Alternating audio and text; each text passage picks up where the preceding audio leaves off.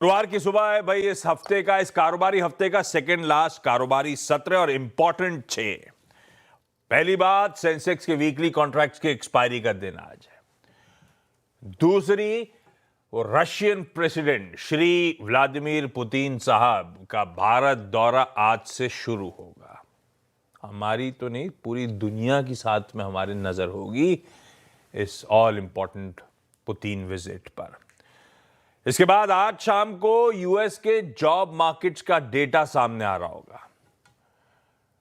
वो लास्ट कड़ी की तरफ बढ़ रहे हैं उन डेटा पॉइंट्स पे जिस पे अगले हरमास कुछ कहना चाहते हैं, अगले हफ्ते पॉलिसी का अनाउंसमेंट होना है। तो मेरे ख्याल से जॉबलेस क्लेम्स के नंबर्स आज शाम को आने थे। और फाइनली एक और चीज ध्यान रखिएगा, आज आरबीआई की जो मॉनेटरी पॉलिसी कमेटी की बैठक कल से शुरू हुई, आज उसका डे 2 है और सुबह कल तड़के पॉलिसी का आउटकम आ रहा होगा। तो बाजार फाइनल मन बना रहा होगा भैया, और पॉलिसी रिलेटेड एडजस्टमेंट्स आज स्क्रीन पे शायद प्ले आउट हो रहे हो। इसीलिए मैंने कहा इंपॉर्टेंट 6। इस बीच कल back to back 4th straight trading session था जब भारतीय बाजारों में दबाव के साथ day on day negative closing होती हुई नजर आई। कल का trading session please intraday screen पर रखिएगा। पस्त खुले और जैसे ही सेशन की आगे प्रोग्रेस शुरू करी, दबाव फिर से गहराता चला गया। फिर से, क्योंकि एक पिछले कई दिनों का ट्रेंड ऐसे ही बैठ रहा है। कोई भी इनिशियल रिकवरी, कुछ भी दमखम दिखाने की कोशिश होती है, दबाव गहराता है और फिर दिन भर ऐसे ही रहता है। कल भी दबाव में हम भाई साहब 25,900 के नीचे स्लिप होते हुए नजर आए थे। उस समय निफ्टी 140 पॉइंट, आधे % से ज्यादा की कमजोरी के साथ कामकाज कर रहा था। और 2 दिक्कतें इस समय हमारे लिए। एक तो चली आ रही है एफआईआई के आउटफ्लोज, एफआईआई की सेलिंग, और दूसरा ऑफलेट और ज्यादा सेंटिमेंट डैम्पनर और रुपए की लगातार ताबड़तोड़ कमजोरी। अब वो सेंटिमेंट बिगाड़ रहा है भाई। ऑब्वियस है, जब रुपया इस तरह से कमजोर हो रहा है तो आप के जहन में कंसर्न्स आएंगे। किस तरह की मैक्रो इकोनॉमिक कंसर्न्स को करेंसी मार्केट डाइजेस्ट करने की कोशिश कर रहे हैं, किस तरह की वल्नरेबिलिटी नजर आ रही है उनको, वो ये सब सेंटिमेंट्स पे वे कर रहा है। हाँ, कल जब रुपए की फॉल फाइनली जाके स्टेम हुई, जब रुपया एटलीस्ट वो डिक्लाइन बंद हुआ, थोड़ा बहुत लोअर लेवल से रिकवर करने की कोशिश कर रहा था, वो समय था जब भारतीय बाजारों में भी लोअर लेवल से कुछ रिस्पाइट प्ले आउट हुआ। कह लीजिए एग्जैक्ट 2 बजे से आखिरी के 1.5 घंटे वो रिस्पाइट आया और हम लो से 100 पॉइंट रिकवरी के साथ बंद होते हुए नजर आए। पर हां, सेक्टोरली अंडरटोन वीक है। ब्रॉडर मार्केट्स में अच्छा खासा अंडर परफॉर्मेंस कल भी था। खैर, गिफ्ट निफ्टी कह रहा है भाई साहब 5वां जोड़ दीजिए। आज 5वां ट्रेडिंग सेशन हो सकता है जब पस्त या लाल में कामकाज हो रहा हो। 40-50 पॉइंट इन रेड आज इस गुरुवार की शुरुआत होने वाली है, ऐसा इंडिकेशंस गांधीनगर से आते हुए। डायरेक्टर साहब बोलने से पहले ग्लोब पर नजर का स्टिंग। आपको गिफ्ट निफ्टी दिखा दिया, आपको अपने एशियन पीयर्स दिखाता हूं जो आज सुबह, सब आजकल मार्केट छुट्टी वट्टी पे कोई नहीं है, सब कामकाज कर रहे हैं। एशिया आपके सामने आएगा, जो इस समय खुल गए हैं। कल सिर्फ चाइना फेरिफेरल मार्केट्स दबाव में थे, बाकी एशिया बढ़िया कर गया था। और आज भी एशिया लार्जली अच्छा ही कर रहा है, इन ग्रीन कामकाज करता हुआ आपको नजर आएगा। जापान के मार्केट्स खैर तगड़ा उछाल दिखा रहे हैं वो अपनी जगह, लेकिन अदरवाइज भी एशिया के क्यूज बेहतर ही हैं।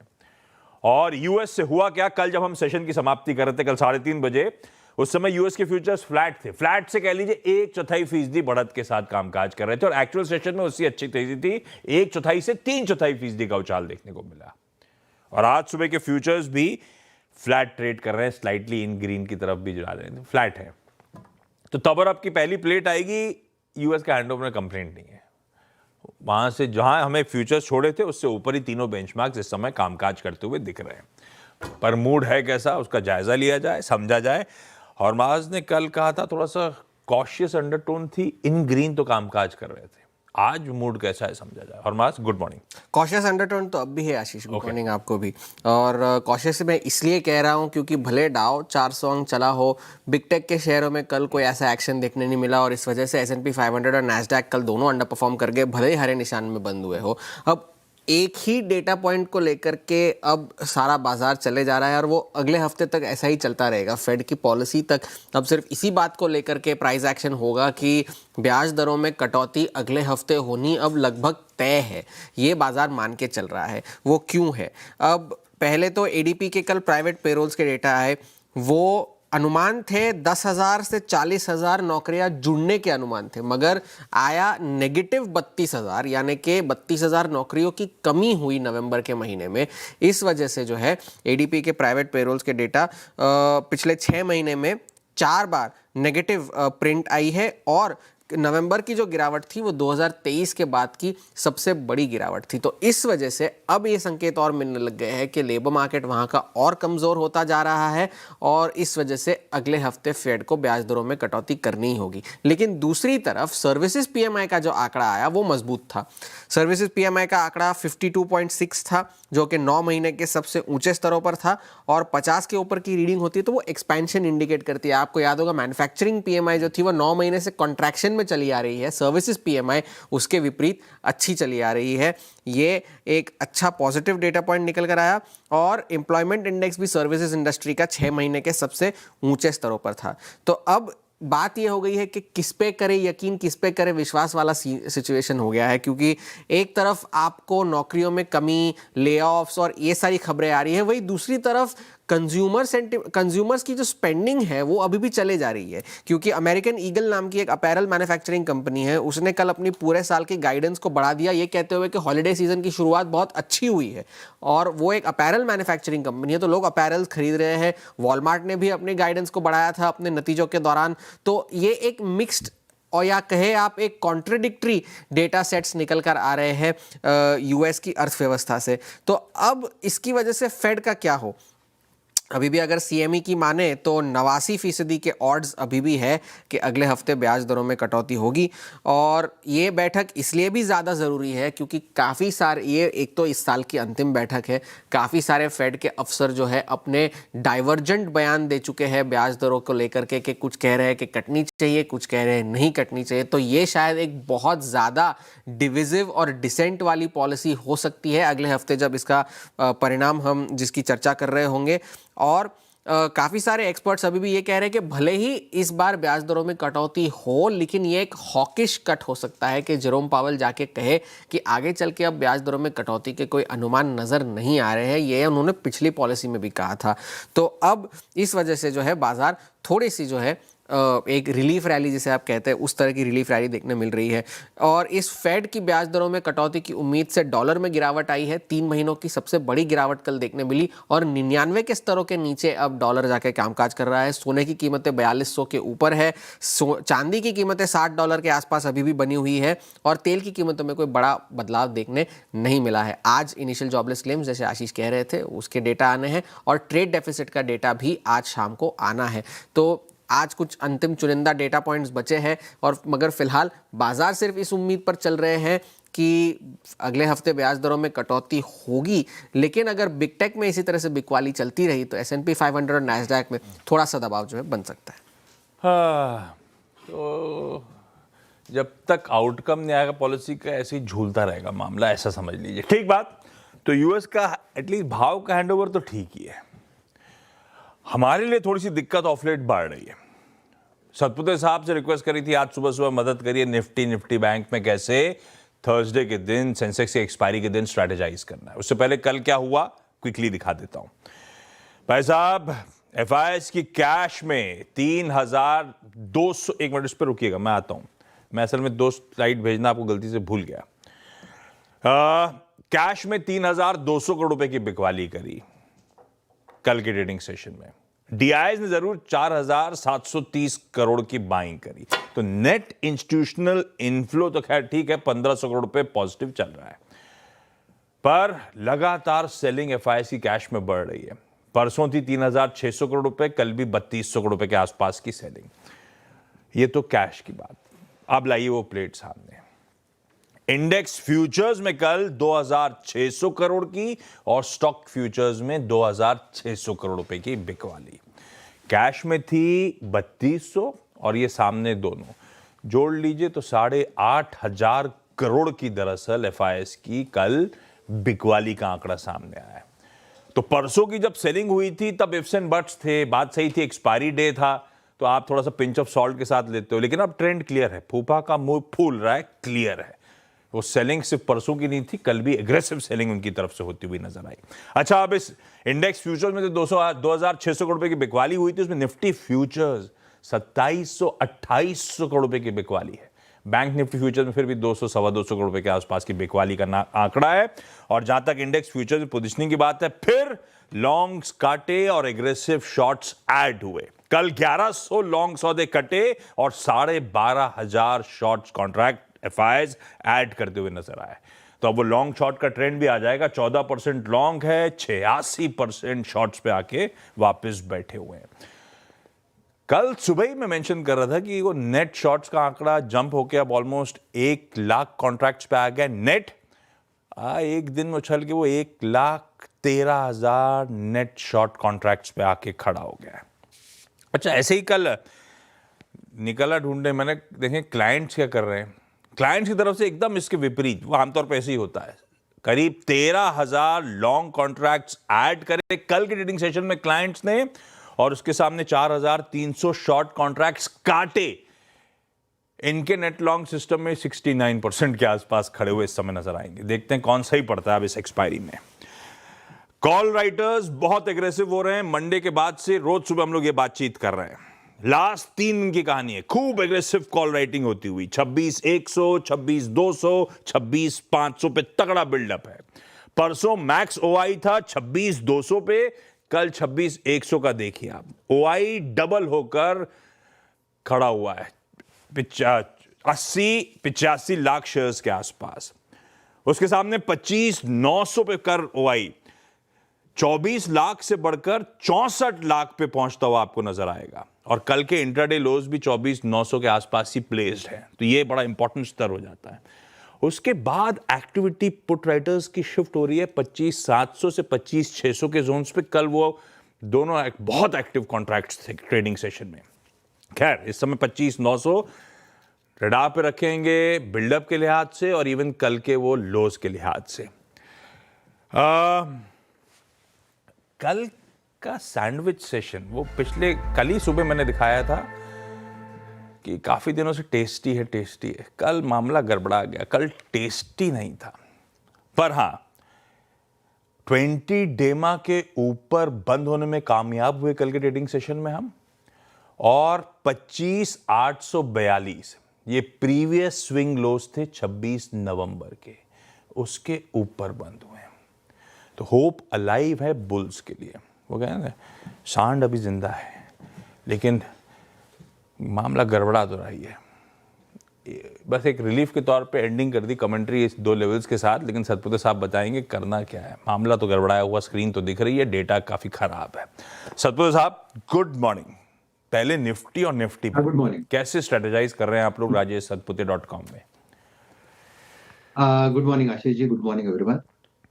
आशीष जी देखिए, अगर आप निफ्टी की बात करें तो अगर अपने चार्ट यहाँ पे स्क्रीन पे लगा दीजिए, so it will be easier for me to explain. देखिए, this is a daily chart. Daily chart पे अगर आप देखें तो निफ्टी ट्रेंड लाइन, मैंने एक ट्रेंड लाइन डाला है, this is an up trend. तो this is an intermediate up trend. अगर आप देखें तो यहाँ पे शॉर्ट टर्म के लिए हिसाब से मैंने ये रखा है, क्योंकि इसका जो प्राइमरी ट्रेंड है दैट इज अप, तो वो कोई दिक्कत वाली बात नहीं। तो जो हम देख रहे हैं पिछले 5 दिनों से, this is a running correction. अगर आप देख सके 5 रेड कैंडल्स है इन बिटवीन। अगर आप देखें तो वो जो बड़ा ग्रीन कैंडल है उसके बीच में 5 रेड कैंडल्स है। दैट सिंपली मीन्स कि जो बड़ा ग्रीन कैंडल है वो स्वैप कर रहा है। सो मेरा मेरा मानना ये है कि जब तक निफ्टी इस ट्रेंड लाइन के ऊपर है, और ये ट्रेंड लाइन सपोर्ट कहाँ बनता है, 25,900 पे। तो जब तक 25,900 इंटैक्ट है तब तक कोई दिक्कत नहीं है। ये पूरा आप कह सकते हैं प्रॉफिट बुकिंग या रनिंग करेक्शन है। तो 25,900 के ऊपर निफ्टी स्पॉट में बाय साइड का ही ट्रेड रहेगा। 25,800 का आपका स्टॉप लॉस रहेगा, और जो टारगेट है ऑब्वियसली 26,000 के आसपास कॉल राइटर खड़े हैं तो 26,000 के आसपास एक बार के लिए अटकेगा। लेकिन मुझे लगता है अगर निफ्टी स्पॉट में 26,000 को पार करे तो ये 26,150 से लेकर 26,200 तक भागेगा। तो कहीं ना कहीं लगता है ऑल इज वेल, इतनी बड़ी दिक्कत नहीं लगती। This is just a running correction as far as the Nifty chart is concerned. All is well is just a running correction.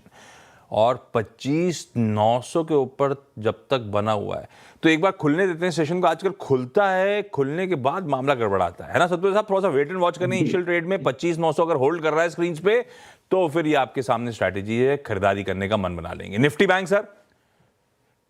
आशीष जी, बिल्कुल आपने बिल्कुल सही कहा। देखिए, सुबह के हम जो ऑब्जर्व कर रहे हैं, आप भी ऑब्जर्व कर रहे हैं, 9:15 के बाद जनरली 10 बजे तक बाजार हॉलो रहता है। और जो रियल आप कह सकते हैं रियल मूव शुरू होता है, जनरली मैंने देखा वो सब 10:30 11 बजे के बाद ही शुरू होता है।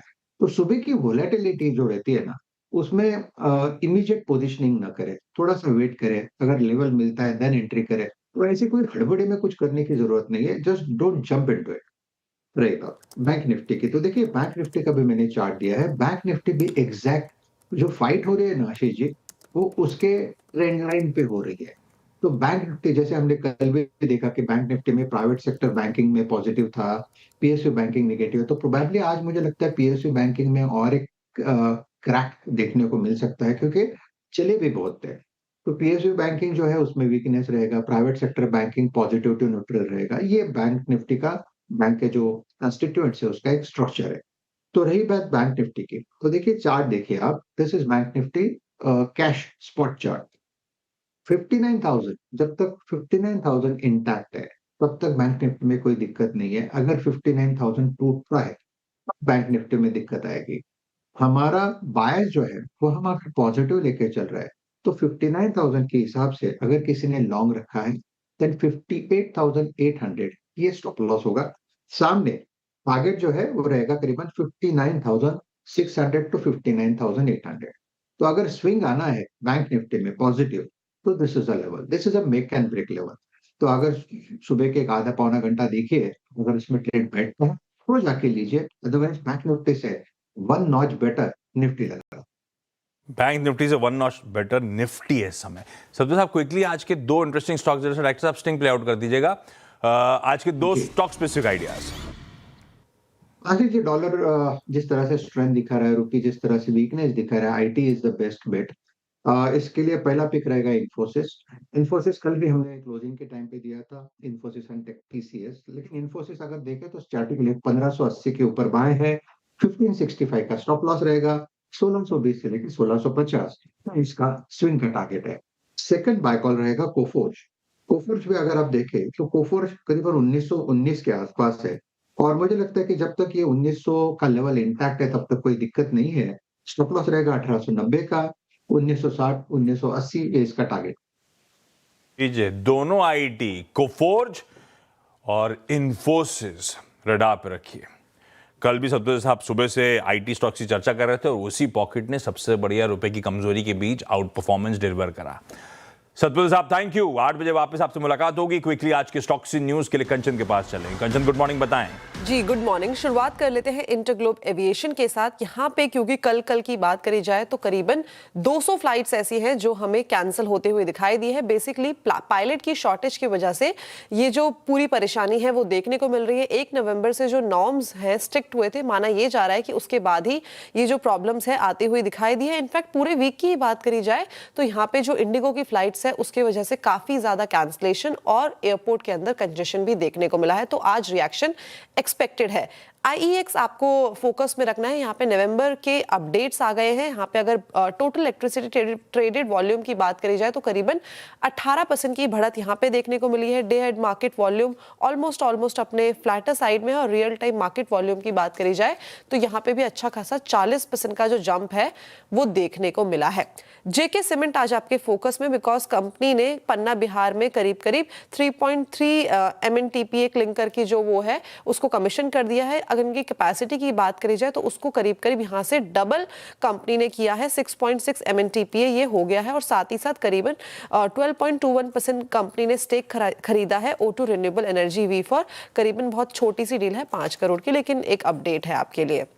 इसके साथ ही साथ आज आपके फोकस में जितने भी डिफेंस शेयर्स हैं वो होने चाहिए, बिकॉज 2 दिन के भारत दौरे पर जो है वो रशिया के रूस के राष्ट्रपति जो पुतिन है वो आज आने वाले हैं, तो उस लिहाज से जितने भी डिफेंस शेयर्स हैं आज आपके फोकस में होने चाहिए। माना यह जा रहा है कि शायद से कोई यहाँ से बड़ी डील हाथ लगती हुई दिखाई दे सकती है। नंबर्स के लिहाज से बात करी जाए तो पाइन लैब के नंबर्स आए हैं, नंबर्स यहाँ पे शानदार देखने को मिले। कंपनी घाटे से इस टाइम पे प्रॉफिट में आती हुई दिखाई दी है, करीबन 6 करोड़ का प्रॉफिट हुआ है, जो कि पिछले साल सेम क्वार्टर में करीबन 32 करोड़ का कंपनी को घाटा था। ऑपरेशनल नंबर्स भी सुधरते हुए नजर आए हैं। इबिटा 75 करोड़ रजिस्टर किया गया है और जो मार्जिन्स है वो भी 5% से 12% उभरे हैं। चलिए रखिए स्टॉक्स रडार पे। क्विकली छोटा सा ब्रेक के उस पार एसएमसी ग्लोबल की वंदना भारती होंगी हमारे साथ आज की कमोडिटी कॉल्स के लिए। वंदना मैम, गुड मॉर्निंग। आ रहा हूं।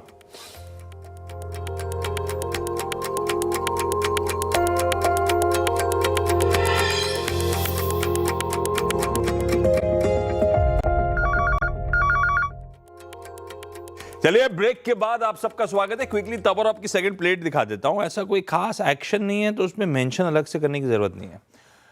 कमाई कैसे होगी कमोडिटी स्पेस में, ये 3:30 बजे से लेकर आज सुबह की कहानी है ना। वंदना जी, आज के कमोडिटी कॉल्स।